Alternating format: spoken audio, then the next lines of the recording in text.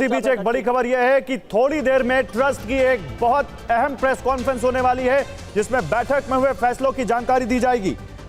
थोड़ी देर में एक बड़ी मीटिंग यहां पर जो हुई है उसके बारे में प्रेस कॉन्फ्रेंस होगी ट्रस्ट की तरफ से, और बताया जाएगा कि इस बैठक में और क्या फैसले लिए गए। एक जो बड़ा फैसला है वो तो हम आपको बता ही रहे हैं कि किस तरह से यहां पर चंपत राय और अनिल मिश्रा का इस्तीफा मंजूर हो गया है। जो सुपर पावर जिसका जिक्र अभिजीत कह रहे थे, जो इन दोनों के हाथों में थी, वो उनसे छीन ली गई है। चंपत राय अब ट्रस्ट में नहीं रहे या अनिल मिश्रा ट्रस्ट में नहीं रहे। लेकिन अभिजीत, सवाल यह है कि क्या इनके जगह पर कौन आएगा, इस पर भी कोई चर्चा हुई है क्या?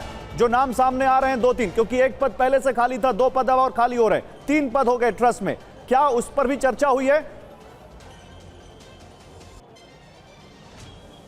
देखिए, जो नाम सामने आ रहे हैं, सूत्रों से हम जानकारी जो हमें मिल रही है, जिसमें बजरंग लाल बागड़ा विश्व हिंदू परिषद के नेता हैं, दूसरा नाम जो है वो कृष्ण मोहन का है, जो कि इस पूरे मामले में वादी भी हैं, उन्हीं की तहरीर पर एफआईआर दर्ज की गई थी। तो ये 2 नाम जो है वो अभी तक सामने आ रहे हैं। हालांकि इस बात की उम्मीद कम जताई जा रही है कि इसी बैठक में ये निर्णय लिया जाएगा कि किसको क्या पद दिया जाएगा, और इसकी घोषणा शायद अगली मीटिंग तक टल सकती है, अगली बैठक तक टल सकती है। लेकिन आज का जो सबसे बड़ा फैसला है वो है चंपत राय और अनिल मिश्रा का इस्तीफा। और फिलहाल आगे की व्यवस्था पर चर्चा तो जरूर होगी कि व्यवस्था में क्या क्या बदलाव आवश्यक है, जिसके कारण ऐसी स्थिति दोबारा ना उत्पन्न होने पाए। और एसआईटी की रिपोर्ट में, प्राथमिक रिपोर्ट में जो रिकमेंडेशन, जो बातें कही गई है, उस पर भी ट्रस्ट के तमाम सदस्य विचार करेंगे। उन सबके सामने पहली बार आज ट्रस्ट जो एसआईटी की प्राथमिक रिपोर्ट है, क्या आपके पास ये जानकारी भी है कि ट्रस्ट में जब इस्तीफा मंजूर किया गया उस वक्त इनकी भूमिका को लेकर क्या चर्चा हुई? क्या कहा गया चंपत राय की भूमिका को लेकर इस पूरे दान चोरी वाले कांड में, या अनिल मिश्रा की भूमिका को लेकर क्या चर्चा हुई? देखिए, चर्चा का लबोलबाब तो यही था कि 1 मैन डिसीजन पॉइंट था, और उन्होंने बाकी जो पावर्स हैं वो 2 लोगों के बीच में केवल डिस्ट्रीब्यूटेड थे। चंपत राय सर्वोपरि थे और उसके बाद सेकंड नंबर पर अनिल मिश्रा थे, और यही दोनों मिलकर फैसले लिया करते थे। लिहाजा इन लोगों की जिम्मेदारी तो तय होनी ही है और इनको जिम्मेदारी लेनी पड़ेगी, इस तरह की बात कही गई। उसके अलावा ट्रस्ट के बाकी सदस्यों ने कहा कि गलती हमारी कोई भी नहीं है, लेकिन हमारी भी बदनामी हो रही है, चूंकि हम ट्रस्ट के सदस्य हैं। हमारी ऐसी कोई सक्रिय भूमिका नहीं थी, और बहुत सारे निर्णय ऐसे लिए गए जो कि एक व्यक्ति के द्वारा ही लिए गए, यानी कि कभी उसको बैठक में चर्चा का विषय नहीं बनाया गया और किसी अन्य सदस्य नहीं। लेकिन इसमें अब एक बड़ी जानकारी है, अब एक बड़ा टेक्निकल क्वेश्चन आ गया यहाँ पर। कुमार कुंदन भी इस वक्त हमारे साथ आ चुके हैं अयोध्या से। कुमार, क्योंकि महंत नृत्य गोपाल दास जो कि ट्रस्ट के अध्यक्ष है, उनका एक लेटर अभी सामने आया सुबह, और उसमें उन्होंने कहा कि मैं बहुत आहत हूं और जिन्होंने ये पाप किया है उस पर कड़ी से कड़ी कार्रवाई होगी, सीएम योगी पर मुझे पूरा भरोसा है। और अब क्योंकि चंपत राय का इस्तीफा ट्रस्ट ने खुद मंजूर कर लिया है, अनिल मिश्रा का इस्तीफा मंजूर कर लिया है, यानी गलती तो है इनकी, तो क्या किसी तरह की कार्रवाई भी हो सकती है? क्या इस बारे में भी कोई चर्चा हुई है क्या?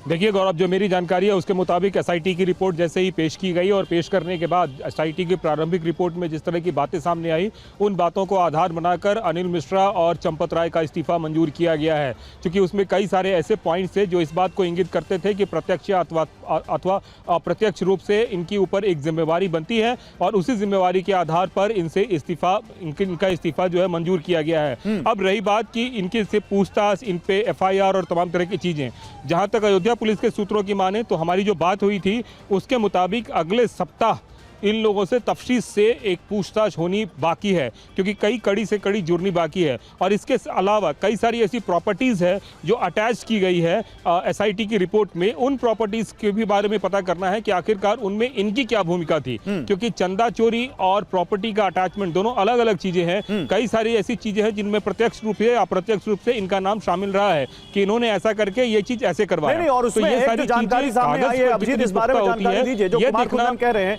क्योंकि अगले हफ्ते उनसे पूछताछ होनी है, ये जानकारी भी आई आपकी तरफ से कि भाई जिन लोगों को रखा गया, जिन लोगों को पकड़ा गया, उन लोगों को चंपत राय और अनिल मिश्रा के जरिए ही रखा गया था, जिन लोगों ने ये चोरी की है।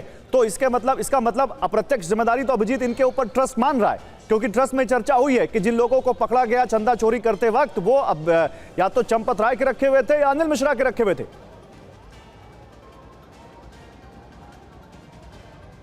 जी, निश्चित तौर पर, और ये ट्रस्ट के द्वारा एक तरीके से स्वीकृति है कि ये दोनों ही उनको काम पर रखने के लिए जिम्मेदार थे, ये उनके विश्वासी थे, उनका कोई वेरिफिकेशन नहीं हुआ, उनको एक शब्द कहने पर काम पर रख लिया गया। यानी कि जो चंपत राय कह देते थे वो अघोषित आदेश की तरह होता था, उसका केवल पालन करना पड़ता था, चाहे वो आउटसोर्सिंग एजेंसी हो या फिर थर्ड पार्टी हो या फिर ट्रस्ट के अन्य सदस्य हो या फिर कर्मचारी हो, अधिकारी हो।